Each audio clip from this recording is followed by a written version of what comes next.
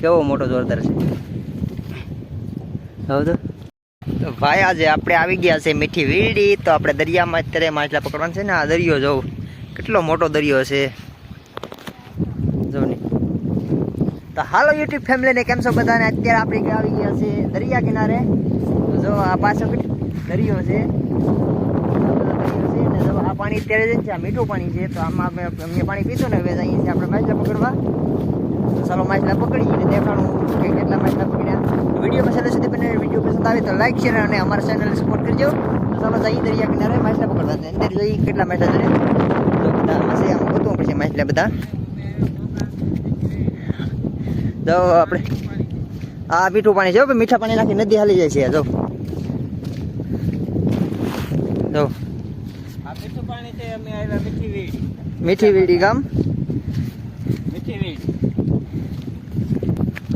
તો બધા આપણે આગળ નીકળી ગયા ને અમે બે ભાઈ બહાર ગયા.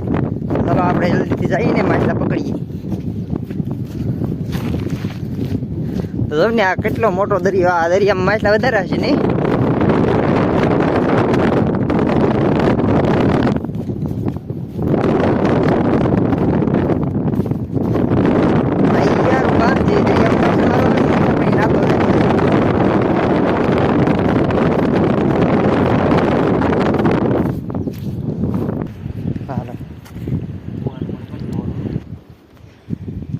તો હવે આપણે વીણી આ ઝીણી ટોહી વીણી લઈએ એને કર ખાલી હાથે જવું પડી ગયે.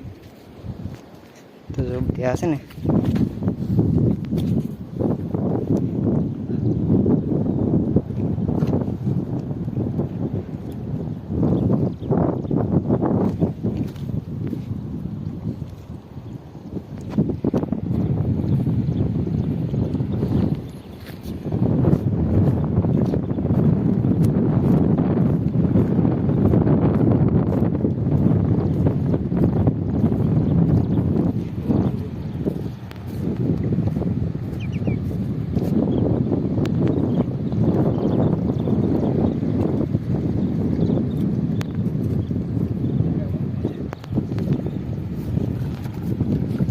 ભાઈ બધું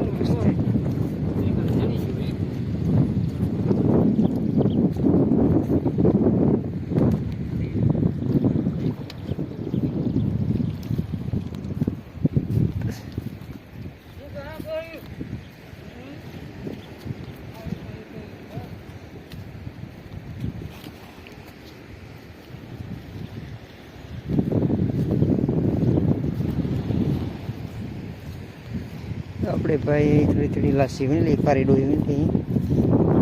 આપણે ખાલી વીણી લઈએ.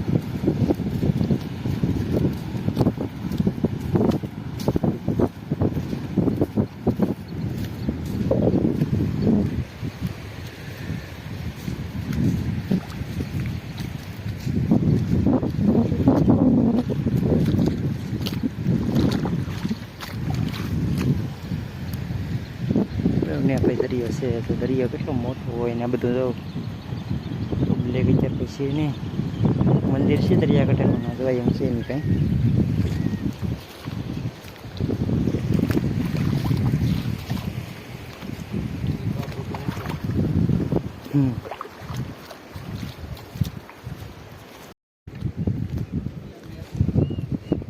એક જ કેટલા છે નહીં કયો કામરું કરે.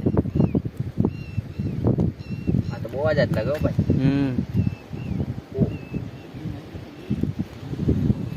જુઓ મિત્રો.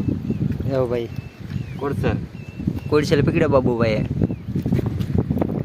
ઓ હા તો બહુ ભરેલી છે. તો ભરી લે એક કસલીમાં સાકતી જાય. એક કોડસેલ પકડ્યો છે કે કોડસેલ